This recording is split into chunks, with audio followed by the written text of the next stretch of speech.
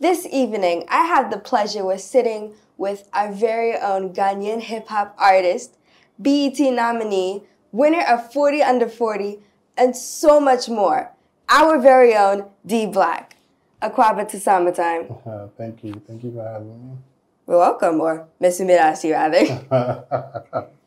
Let's dive into all things D Black. Okay. I want to give my viewers a glimpse into who you are. Okay, so real name, biological name, Desmond Blackmore. I'm born on a Sunday, so that's Kwesi. When were you born? I was born on a Sunday too, so Issy. Okay, all right. So That's Desmond cool. Kwesi Blackmore. I'm 36. I became a musician professionally when I was about 21. Ooh. That's great. Got my first big break when I was 22. BET nominee. And then 23, I had a really, really big song. Actually, the biggest song in the country. Then this in 2011. It was called Vera. So before that, I was making only hip hop music. And then a good friend of mine called Reggie Rockstone convinced me to make hip life music, which was the most commercial sound we had at the time. And I did a song called Vera and became really big. And then it got me to the masses. And it's been a 13-year journey since. I have 5 albums to my credit. I have 2 mixtapes. I've produced TV shows with other people as hosts. I just produced one with me as a host. It's called Uncut. That's amazing. It airs on the 27th of January. I own a nightclub. I own a nightclub called Onyx for 7 years. I have a new one called Icon that opens in 2 weeks. I have a lounge called Oasis, a restaurant called La Maison, a radio station called Enjoyment Radio, an ice cream franchise called Frosty Moon, and a few other things. But I've been doing this for 13 years. I have a new album coming out called The Ghanaian Visa in February. I'm very excited about that, but that's me in a nutshell. Now that's amazing. And I want to touch on something because you said that you were able to get a big break from Mr. Reggie Roxton, and I was able to interview him. He's a very, very fun guy. Amazing, amazing person. Yes. Now, I love to always get into the beginning of things. I want to know more about you from when you was a child. So what was your childhood like? Can you walk us through your everyday home? How it was like in the mornings, the afternoons, the evening? Whew. If you can recall. I didn't have a typical day ever. My upbringing was very different. I grew up in a broken home. So my parents split when I was 6. So I was either at my mom's or my grandmother's or my dad's for a couple of days and then go here for a couple of weeks. But I was mainly raised by women, my mother and my grandmother. I spent maybe 80% of my time with them. I got sent off to boarding school. I studied economics in Pope John Secondary School. I have 9 siblings, so there was 10 of us. But my father had 5 wives, 10 kids. But my mother had 2, just me and my sister. So my sister and I were very, very close. We grew up Christians. My sister left the country when she was 19. And she went and pursued her education outside of the country. I did mine here. I went to college here. I went to the University of Cape Coast, studied economics, and then after that I went to the University of Ghana, did a Bachelor of Fine Arts in Music and Film. And then right after that I went straight into music. So what inspired you to get into hip-hop? I got introduced to hip-hop very late in my life. I was probably about 15 or 16 years old. And I had siblings who didn't live in Ghana, who came to Ghana on holiday and introduced me to hip-hop music. Ghana didn't have a lot of hip-hop playing on the radio. It's a lot of hip-hop music at the time. So I got introduced to Jay-Z, Busta Rhymes, Lauryn Hill, Nas, Benny Siegel, Memphis Bleak, Wu-Tang, Biggie, Pac, a lot of hip-hop artists from the States. So when I got sent to boarding school, I was in a boys' school. And every Saturday night, there was something called entertainment night, where students are supposed to entertain each other on stage. And I had just gotten introduced to hip hop the year before my brothers came into town. And I had all these songs in my head. And I could rap all the songs, maybe about 10 songs. So every Saturday night, I'll pick 1 or 2 songs and perform the records. And I realized nobody in my boarding school knew those songs. So they thought those were my songs. So when the songs ran out, I had to start creating my own songs. So I started writing my own music and started performing my own music as a teenager. And then when school was done, I decided to pursue it as a career. And it worked out. Now that's interesting how you were able to do that. And I was able to interview people like Nas, Lauryn Hill, and Beanie Sigel over the summer. That. So congratulations. Thank you. I saw you do your thing. And these are people that my parents used to listen to, I still listen to now, and I listen to sometimes. Good. Because, you know, we love listening to 80s and 90s music. Who's your favorite artist right now? That's hard to say. Top 3. Top 3 as in this new generation or 80s and 90s? Give me both. The 80s and the 90s and then the new generation. Top 3 both ways. For rappers, I love Nas. Okay. Favorite song from him, The World Is Yours. Okay. I love it. The orchestra version especially. It's beautiful. You sure you're 11? Yes. What, are you trying to tell me something I don't know? My kids don't know no Nas. Okay, then who's your second? Ooh, second favorite rapper. I love Eminem, actually. Okay. Lose Yourself is one of my favorite songs. Okay. And I also love Without Me. That's funny. Okay. I think I also... Ooh, this last one is hard. Third rapper? From back in the day. Back in the days. I love... You don't like Jay-Z? I do love Jay-Z. You see, you're asking me 3. It's very hard. Okay. So Nas, Eminem, you got one more. This is so hard. Okay. It's very hard. I love Wu-Tang a lot. Okay. I also love Tribe Called Quest a lot. Jesus Christ. Like when I tell you we listen to 80s and 90s music, we listen to 80s and 90s music. And not just hip-hop, but R&B, rock. We listen to different genres. So this is very hard for me. So I'll give you a pass. Okay, what about currently? Currently, I love people like Kendrick Lamar. Okay. I love Jay-Z. I love J. Cole. Cole. I knew it was coming. I mean, everybody loves J. Cole. All right. I love Drake. I see your type of music. But yeah, that's the type of music we listen to. Okay. So what were some of your favorite memories as a child growing up?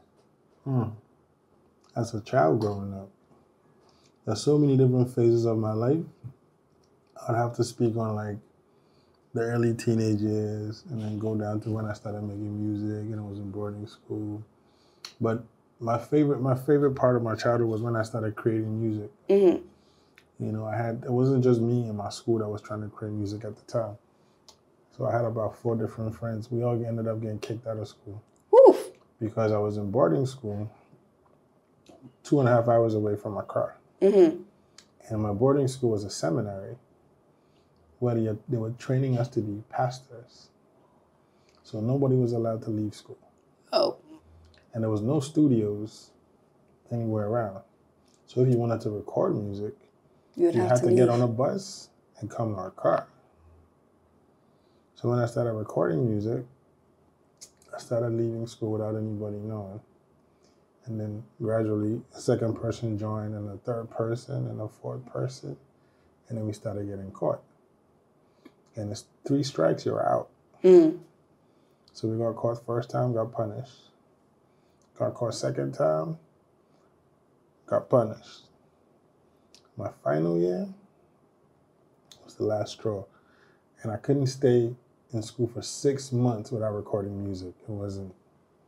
And even if you left on a weekend when class wasn't in session, you still get punished because it was a seminary. You're not supposed to leave. You know, but we'll leave on like weekends and try and record music. But those were the best times of my childhood. Because I got to spend time with other creatives and we're all young and everybody had this dream, you know, It was fun times. Spending time with my grandmother. She's tattooed on my arm here. So she passed away 12 years ago, but she was like my best friend. She used to pray for me every day. That's sweet of her. Every day, literally. Every day. She'll go out of her way to call. If I'm not in the house with her, she'll call and pray.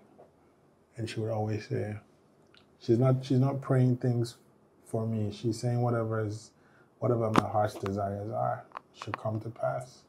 And she never asked me or forced anything on me. You know, the typical Ghanaian parent back then would always say, I want you to be a doctor. I want you to be a lawyer. Something like that instead of being a musician. Because from what I understand, they're like, what is this? Yeah. You won't get money from it. Yeah. And I understood it because we didn't have examples. Like there was nobody, like my mother could say, oh, right down the road. You see Dr. Asari? You look at his house, you're like, yeah, he made it.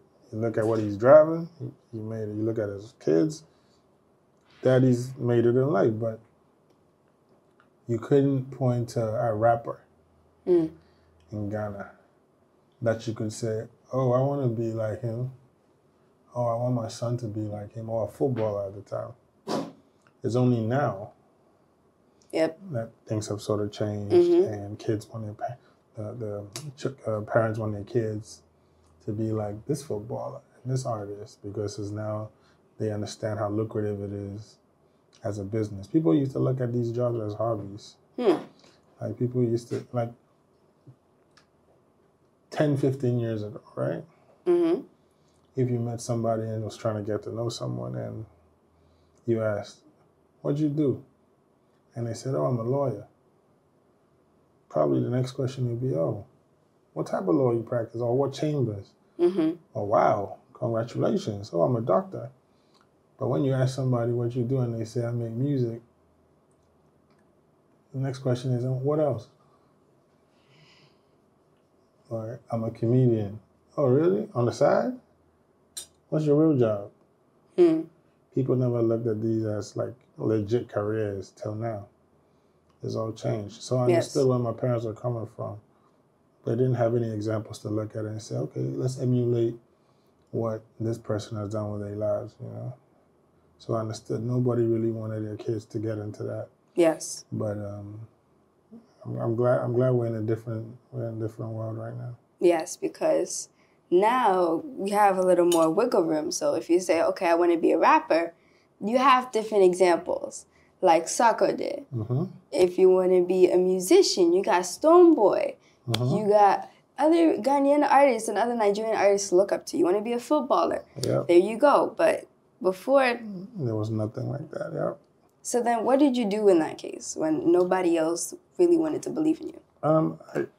So I feel like my dad was a bit more lax. My mom was, you want to rap? You're not quitting school. So I said, okay, I want to do this rap thing. That means I got to go to university. I got to graduate.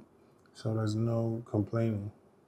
So I had to do that, did that. And right after I was done, the next year, I put my first album out. And it worked out. You know, she always said, that's the fallback plan. In case this thing you're trying to do doesn't work out. You know, and it worked out. But I understand, you know, what if it didn't? That's true. So that education was the fallback plan. So I made sure that I went to school and did what I had to do to make my mother proud. And it helped me in the long run. I own businesses, and some of these things that I learned in school, I apply them in certain situations when it comes to running a business, you know? And that's good. So we all know that you are one of Ghana's beloved hip-hop artists. So take me back to the first time that you heard hip-hop. What was your favorite lyric and who was it by? Okay, so the first hip-hop album I ever listened to was Busta Rhymes, Extension Level Event. You know the album? I think I might. Yeah, ELE, Put Your Hands Where My Eyes Can See. And I got to, funny enough, The first time I ever performed, actually the second time I ever performed in Ghana at the conference center was to open for Busta Rhymes. That's amazing. Yeah. The first time was Jay-Z. Wow. 2006. I didn't have my own record. I was featured on somebody's song, and that person was booked to open for Jay-Z. So I got to do the song he featured me on at Jay-Z's concert. And then 4 years later, I became my own artist. And then I was booked to open for Busta Rhymes. And that's crazy because... And then 2 weeks ago, I met him for the first time myself. Wow. I was at his concert, backstage, watched all those records that I grew up with. Saw him do all of those live. And then got to hang out with him. And I never told him anything. That's a full circle moment. It was a big thing for me, yeah. That's a full circle moment because you went from hearing it, loving it, performing it, and then now you actually get to meet him and hear all of those records that you listen to play back. That's dope, man. Yeah. So that era was Busta Rhymes. And then when I became an artist and had my music playing on the radio, my favorite hip-hop album was 50 Cent's Get Rich or Die Trying. So the show I was at wasn't a Busta Rhymes show. It was a 50 Cent show. But Busta was performing too. So I got to meet both of them. Different phases of my life. Those are my favorite albums. And I got to see them all in one day. Yeah, that's dope, man. So if you follow me on Snapchat, you would have seen the whole experience. Me going there and meeting 50 and being backstage with them and watching the concerts and hanging out. That was a big thing for me. So let's talk about the process of you getting to the point where you knew that you wanted to become an artist. How did you go about becoming it? I think it was my drive and my passion. I loved hip-hop music so much that I didn't even think about doing anything else. Then I started hanging out with Reggie Rockstone. He made me his road manager when I was really young. Wow. So when I went to university, he had a song called A-H. And I had an older brother of blessed memory. He passed away a month ago. He was Reggie Rockstone's friend, childhood friend. So this is me, probably about 18. That's young. I was in a group before. And me and my group run into Reggie Rockstone in Osu. And we walked up to him with our CD. And I have a picture of that day. So when we introduced ourselves, he found out that my older brother was his childhood friend. And he had left the country. So Reggie took my number and stayed in touch. Like, not in touch, not him hitting me up, but now I had access to him. I could call him, you know, and I was the biggest rapper in the country at the time. So I used to go hang out at his, and he let me come into the studio, and he was doing records with Beanie Man at the time, and he let me open his doors to me. So he finished his album, and he's had this song called Ah. So if you're Ghanaian and you're watching this, somebody says Ah, everyone knows what Ah means. And it was a story about his first wife and how she did him dirty. And it was my brother that found out. So now Reggie done this song on his album. He didn't promote it as a single, but it was gaining a lot of airplay on its own. So he's like, you know what? I'm about to do a video for the song, and I'm going to tell the story. So he gets to the part where he says, my brother and his friends found out and told him. So he calls me and says, I want you to play your brother in my music video. Wow. So I'm about to go to university 3 hours away. And he asked me to do this video. So while I'm in school, the video come out. So I started getting popular on campus. So I used that popularity to push my music. That's smart. Yeah. So when I came back on holiday, went back to the studio with Reggie. The song had become big. So now anytime he's going to shows, he's taking me. I'm understanding the music business little by little. And one day he asked me to be his road manager. So now I'm traveling with Reggie. I'm going to different cities and different towns and learning. The album is a success. Then he took a break from music. And because people now associated Reggie and me, all these producers were sending me beats to give to Reggie. So anytime I gave Reggie these beats and he didn't like any of them, I took them. Oh, you don't like this beat? All right. I'm going to record the song. So that's how I started getting access to recording my own music. And then it worked out. So Reggie was on my first album. Reggie was on my second album. You know, and that's still my brother till today. Do you remember the first lyric that you wrote? I would never remember it. Oh, why I don't think so. Yeah, I could never remember it. I would have to crack my brain. Ooh, we don't want that. Yeah, I have to crack. Because I told you initially, it was these songs, these first ever hip hop songs that I heard that I was performing. So the first time I ever wrote my own stuff was probably when I was like 15 or 16, or like my first year of high school. Wow. Yeah. So that's a long time ago. Yeah, 20 years ago, yeah. I would not remember that. All right. But I can tell you the first song that I put out as a solo artist as D Black was called Somebody. It was a gospel hip hop song. So it was me and a high life artist called Kwabna Kwabna. So I met Kwabna Kwabna. He was also at KOD's fashion show. Yes. So he was the first person that I did a song with commercially here. So I'd met him when we were all trying to be big, and he took off almost immediately when I met him. And I think I followed that maybe like 6 or 7 years later. So when I was putting my own album together, I called him and he came through. And that was the last song I was doing on the album. Wow. And it became the first single. We shot it in a church. It was basically telling a story of a young man who was being persecuted by friends. You know, people lying and betraying you. Friendships gone sour. You know, that's what the song was about.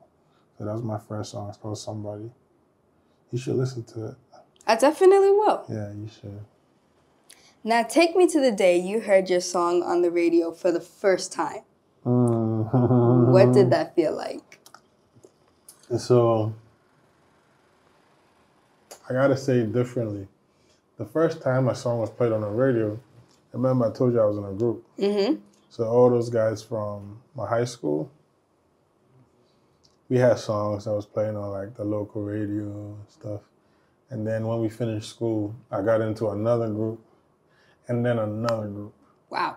So yeah, the music was playing, but hearing my solo song play for the first time was on YFM. And I won Hip Hop Song of the Year at the Ghana Music Awards off of that song. Great. Yeah, it was called Get on the Dance Floor. And then Somebody as well. Those are the first two singles. Those are like my solo records. And those songs went on to be really big songs. Some of them I still perform in my sets when I perform. Somebody and Get on the Dance Floor. YFM, XFM were the first two stations here that played my songs there. Yeah.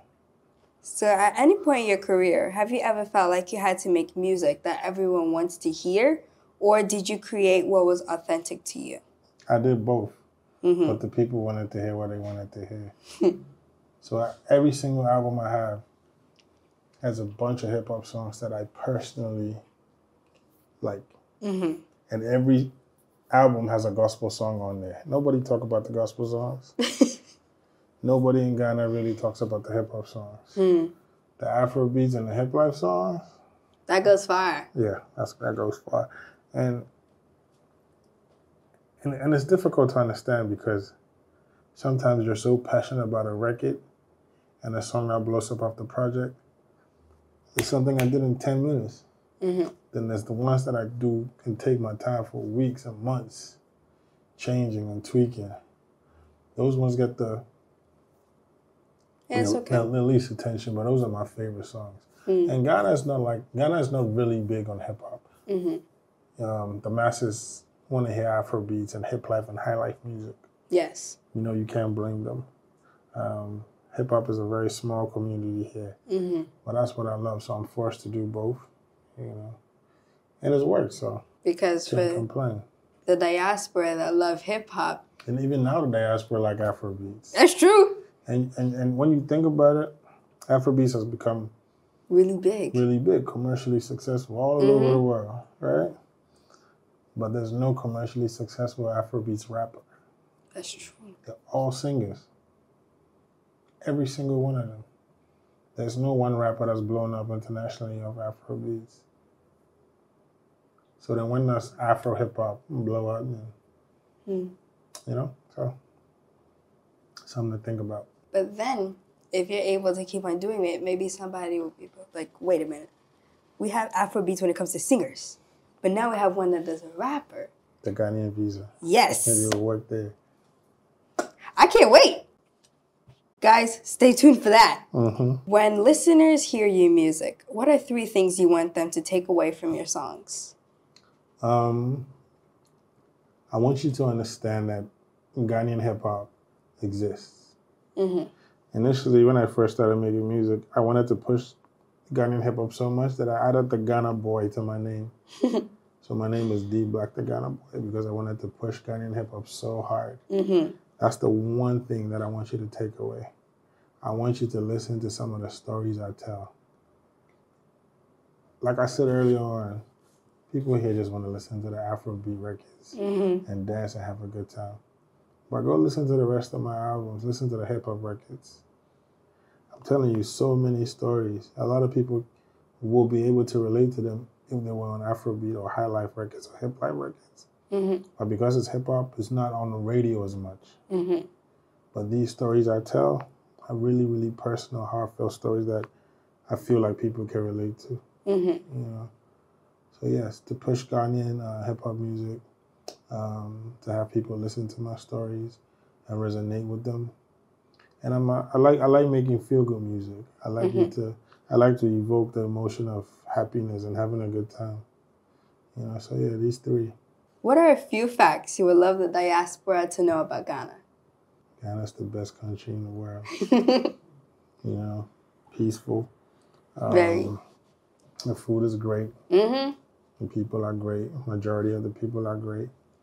And when you come here, you never want to go back. Nope. And if you go back, you want to come right back. Yeah. I'm glad. What made you come there? What made you decide to stay in Ghana besides your parents saying we're going to Ghana? What was the factor for you?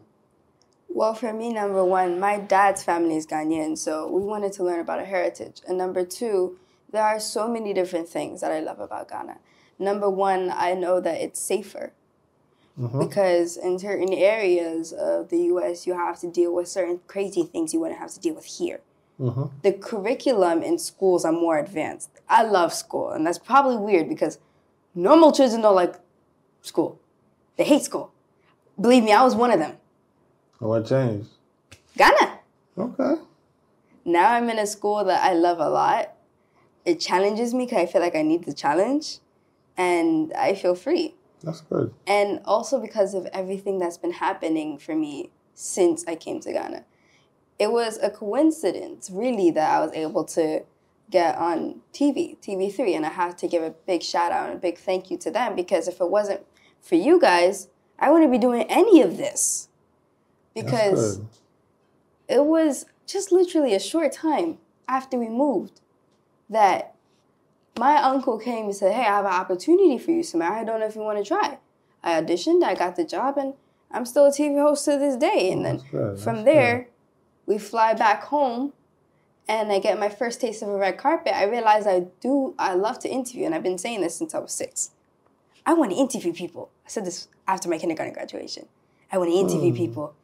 And the first people I interviewed on that day were my parents. I asked some really weird questions, but it got better. So, and honestly, if it wasn't for me living in Ghana, me experiencing Ghana, none of this would have happened. Congratulations. Well, thank you. Well done. Thank you. And I'm glad you're in Ghana. Hey, I'm glad I am Ghana too. Dope. Ghana is beautiful, man. I love you, Ghana. Ghana loves you too. You have your hands in fashion, I believe, films, culinary, and entertainment. What made you want to diversify from the artist side to the serial entrepreneur side? So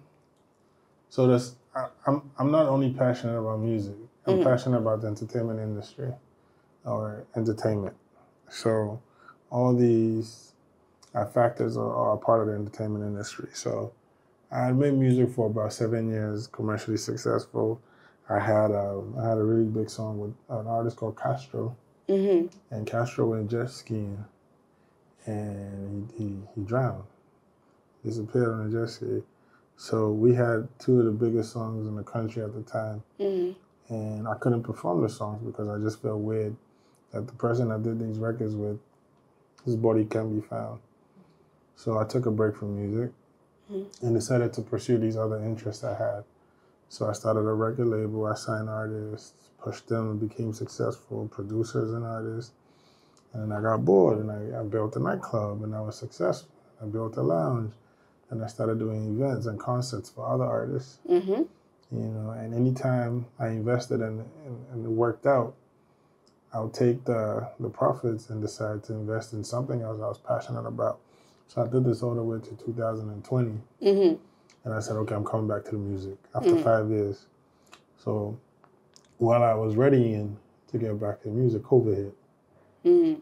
So I got back to the music in 2021. But I still wanted to do more on the business side. So there was another artist I signed, a female artist called Sefa. And then she exploded. And then I said, okay, what are we going to do next? And I said, I'm going to do a restaurant. And then that's how this place came about. So it's just things that I'm passionate about, you know, and radio and television and producing other content for other people. I'm really passionate about all of that. Now let's go into the restaurant because this place I'm really interested about. You named it La Maison, which from what I understand in French, it means home or house. Why did you name it in French, not in Tree? It's a French fusion restaurant. And because of what it stands for, it means the home. I wanted you to come here and feel like you were at home. I didn't want, so for example, I've never said this anywhere, but I wanted people to stop coming to my club and saying, I'm going to D Black's place. I wanted it to be, I'm going to Club Onyx. You know, so I wanted to do something that wasn't so typical me. I wanted people to appreciate it for what it was and enjoy it without it having anything to do with D Black. So I didn't want to attach myself to it too much. I wanted you to come here and enjoy the food on your own, not be biased. I wanted you to come and enjoy the ambiance. So I traveled the world and I picked up different cultures and I said, no, you know what, we're going to mix French with Ghana and create something beautiful here. And it's beautiful, right? Yes, it's very beautiful. We had a mini tour. My gosh, this is like one of the most beautiful restaurants in Ghana. Thank you. You're welcome. Like, this whole ambiance, perfect. I'm glad you like it. It's not like it. I love it. Thank you. It's amazing. So, and I find that it's really special because you decided to name it home. Out of all the names in French that you could have said, home. And that's beautiful. Home, Ghana is home. Yes. Yes, exactly. Now it makes sense. What were some of the hardships that you've gone through as an artist and entrepreneur, and how did you overcome them? The biggest one is always going to be financial. You know, you might not always have the financial capability or backing to pursue these dreams. But if you're a dreamer like myself, you will always still go for it. But then when it gets to the point where your finances get large, that's the hurdle you need to cross. And there's so many, I mean, as an entrepreneur, so many sacrifices you have to make. You know, they're not always the same. But when you hit that stumbling block financially, that's the most difficult one. That's the most difficult hurdle. You know, it's not easy to get financial backing here to pursue your dream. You know, if it doesn't make sense to the banks, they're not going to give you no money. It's true. And I'm speaking on behalf of all like small business owners or people with dreams that want to start their own businesses. You know, it's not an easy task, and I went through it. We still go through it. You know, you have a dream so big, but your pockets won't match that dream. But you still want to do it, and you still have the faith, and then you start, and you get to the point where you're like, how am I going to finish this? You know? So that's the biggest hurdle I faced, even in the music industry, the hospitality industry. We still face those hurdles for sure. How were you able to overcome them? They're all different. Like I've experienced it so many different times that there's always like a different solution. Right now, the music industry has become very different. You get advances and stuff. It never used to be like that here. You know, so we might not face that anymore. But something like the hospitality industry, building a restaurant will cost you X amount. So now you don't have the money. You felt like you could use what you had to do it. But now, okay, now you're stuck. You have 2 months to complete. You got to go get a loan from the bank. You got to put down some collateral. You got to do this. There's always different. There's always a different solution. You know, you might have to sell one of your cars, one of your houses. You got to do something if you really believe in that dream. You know, so these are just examples of different hurdles that I've been doing. You know? When I was building my first club, I got to a point. I was 28, and I ran out of money. I had to sell 2 of my cars. I had 3 cars at a time. I had to sell 2 cars to finish that club. Nobody knew, but these are real life challenges. Yeah, it's a challenge you face as an entrepreneur. You know. But you see, it's beautiful that you're able to explain it now, because now for people that want to get into a thing, I realize, okay, it's not all roses and a clear crystal path. There's some sacrifices that you have to make. And I feel like it's very important to tell people that, because if not, people are going to go into this whole business unknowingly and fall into a huge mess. And they're going to wish that they were able to learn something new. And for me, one thing I love is that when I'm able to interview people, because I believe myself to be an entrepreneur too, I want to learn some of these things so that I'm able to learn from people's mistakes. I'm able to do better, because one of my dreams is to help everybody. I love helping people. And I feel like it's not right. Trait. Thank you. I feel like it's not right if I have all this information to myself and there's other people that need it and they're going to start a business. So it's awesome that you're able to tell all of this. And now we're able to help our communities. So thank you for that. Thank you for listening. Welcome. For anyone that wants to become an artist or an entrepreneur, please give 3 things you would advise. I say this question is, I probably answered this like 100 times. So I always used to say, get your PhD. Prayer, hard work, dedication. So prayer is big for me because of how my grandmother brought me up. You can have all the talent in the world, but if God doesn't direct your steps, you'll go to waste. I started off with like so many other artists. A lot of them steps weren't directed, so they didn't really get to the point where they could say, okay, I'm a successful artist now. So prayer is number 1 for me, especially in this industry we're in. Yes. Not everybody's a good person. Not everybody's of God. But God's the ultimate. So once you have prayer, you're safe. You know? Back to talent again. You can have the talent. But if you're not hardworking, if you're not ready to wake up at 6 o'clock in the morning to prepare for that interview at 8, that talent will go to waste. Or if you're not ready to prepare to stay up all night. Burn the midnight oil. That talent will go to waste. And you have to be dedicated. You have to believe in what you want to do. You can't be fickle-minded and say, I want to do this. I want to do that. I'm not sure. You got to be dedicated. You want to be a presenter. You want to be an anchor. You want to be a host. Work on it. Accomplish those goals. And you move to the next. So that's PhD. prayer, hard work, dedication. That's beautiful. That's really beautiful. And I want to speak on that one because you include all the aspects. Dedication is a huge thing because it's your drive that's able to get you far. Mm-hmm. And for me, I've learned that because me doing all of this, I've only been able to do this for a year, but I feel like I've got so much done because of the people that surround me. Only a year? Only a year. Wow. It's amazing, Okay. so. You're doing better than me. But you're doing amazing. I mean, look at all the stuff that you have and how you're able to amount to this. I started at 21, 22. You're 11. You have like a 12-year head start. Thank you. Yeah. So you're going to be great. Thank you. It's all because of my family, because they believed in me when I was 6 years old and I told them that I wanted to interview. You know what show you should start watching? What? Watch Shark Tank. I love Shark Tank. That's my favorite TV show. All right, we got something in common. Yeah. I love watching Shark Tank. I watch Shark Tank every day. Oh, wow. I'm not able to do that yet. I'm not able to get up on your status. I would love to, though. No, so this is what you do. Anytime you have lunch, take your phone out and watch Shark Tank. That's what I do every day. Anytime it's lunchtime, this is me with the food on my phone. Pick a Shark Tank episode and this is me every day.